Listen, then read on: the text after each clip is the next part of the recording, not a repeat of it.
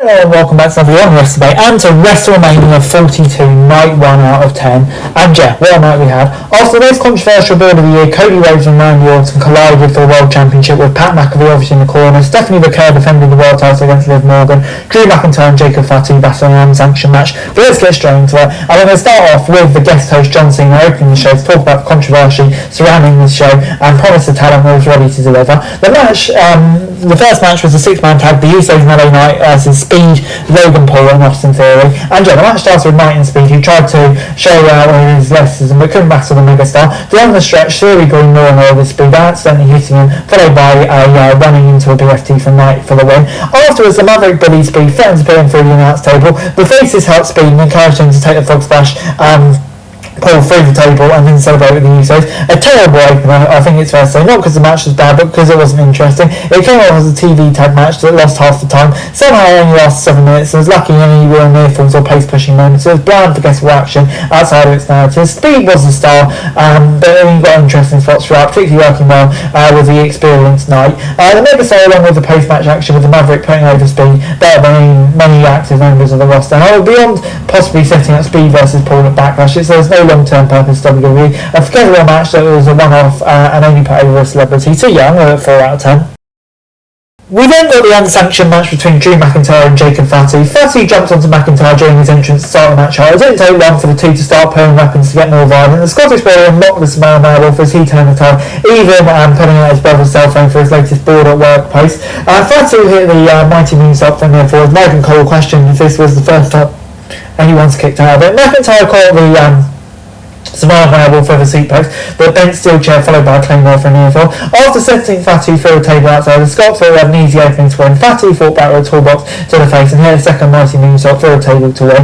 This may have been the strongest story build of Mania, so it was not surprising it landed so well in the ring. It was obviously these two were somewhat restricted from the full violence typically in an unsanctioned match, but they delivered on what they were allowed. In particular, the athleticism growth plan made them look like unstoppable, especially since unsanctioned match don't count in the record books. It could go either way. Fatu needed this one and gets a huge Mania moment to promote him towards the world title. Cody and Randy would be intriguing next kind of matches, but yeah, I wouldn't be surprised if they got it again. 7 out of 10. As we then moved on to the women's tag team title matches, Nikki Bella came out in a walking boot, still not clear to be. She revealed that the returning Paige would team the Brie for the night, and the action started so until Paige got the hot tag, and she was the focus of the action. Legend hit the first potential finish of the night with a lash extension on Valkyrie, but Paige and Charlotte sent both out and called back to their history of a strike exchange. The Queen laid out Paige with a natural selection, but Nikki struck Charlotte with her crutch. The goddess went through a twisted bridge, but fell right into a rampage for the win. For the match with 8 involved, this felt like it was all about one woman the entire time. It was a nice spot for Paige. She looked solid on the time. It was a complete surprise given she hadn't been in AEW for the last few years,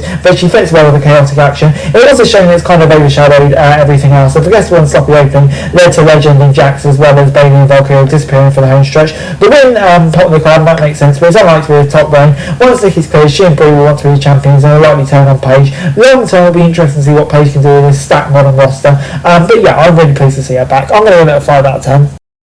Next up was AJ Lee versus Becky Lynch, and Lynch came in heated against Lee early in this contest, but the champ refused to stay down. AJ fought off a manhandle slam and transitioned into a Black Widow, but Lynch wiped her into the ropes, followed by a successful manhandle slam for the first near fall. The man then exchanged words and shots with Rex Jessica Carr, setting up Lynch for a manhandle slam from the champ for her own near fall. Lynch pulled the hair to escape the Black Widow. The man then exposed the turnbuckle, used Carr as a shield and sent AJ into the turnbuckle, followed by a second manhandle slam to win. An over-the-top spectacle playing on the story that's built this rival. It's cleanest they've worked, but he didn't have as much time.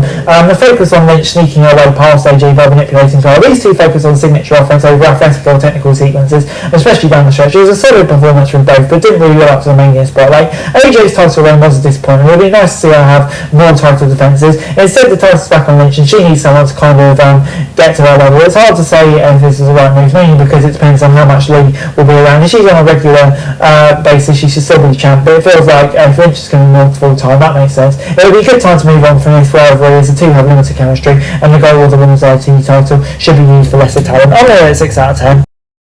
We then got Seth Rollins against Gunther, and Gunther attacked Rollins. He tried to take off his jacket, starting a brawl around the ring before the bell could officially ring. The pace slowly once they were in the square circle and began to hit haymakers and big offense to push the pace. After Gunther countered the pedigree, Rollins slipped through his grip into a stomp, followed it first near fall. The career killer locked in the sleeper hold for the first time, and Rollins managed to fight through. The visionary hit suplex into a Vulcan arrow and a sleeper of his own. Gunther slipped through to the outside. Rollins dived onto the Austrian, but got caught with a pair of powerbombs. Rollins responded with a pedigree and stomp on the table. Braun Breaker made his return with a high speed spear on Rollins into the barricade. Gunther locked in another sleeper and knocked out the visionary. Afterwards, Breaker hit another spear on the visionary, running down the ramp. Heyman raised his hand on the stage afterwards. Cole called out multiple times that this was not going to be a 5-star classic, but rather a fight, and this mentality never held it back. It was the best pure action of the night, but for WrestleMania, a place where both of these had stolen the show before, this was not high up on their standard. The career killer was selling his Georgetown at the 10-minute mark, and Rollins paced this for a Mania crowd that would fall silence in the build-up moments later. The crowd's inconsistent energy may be down to the thrown together build over the last few weeks, but Rollins and Gunther should have more natural support from the crowd. The ring general needed this win to be a major contender after Mania, but Rollins has a strong program on the horizon with Breaker and the chance to outshine anything from the shows. I'm going to rate 6 out of 10.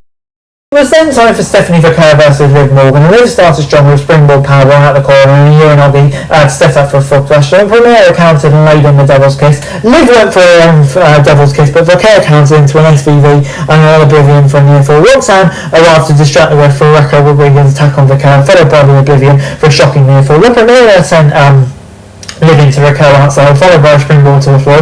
Morgan sent her into steel steps, followed by a second Oblivion for the victory. Donna arrived afterwards to celebrate the win, and Raquel and Roxanne were alongside her. This should have gone longer and allowed for both women to do more than just their signature offense, but they made the most of the time they had. Liv was ambitious for her entrance and may have been tired before the bell rang, but she had her offense clean and never slowed. Vaquer was constantly strong throughout, but she was clearly ready to go another 10 minutes at least. Hopefully a rematch will mean they get more time, put more spotlight on it. Morgan was always the heir apparent. Her new theme and presentation highlighted WWE wants to go big with her. She clearly has much to prove, but is ready to be world champion, and also when she first won the gold. So I'm going to 6 out of 10. John Cena then appeared before the main event to announce the attendance as 50,816 as Bianca Belair made her surprise return to the ring, revealing she was pregnant, asking that Cena allowed her to the child speak to the attendance for the show.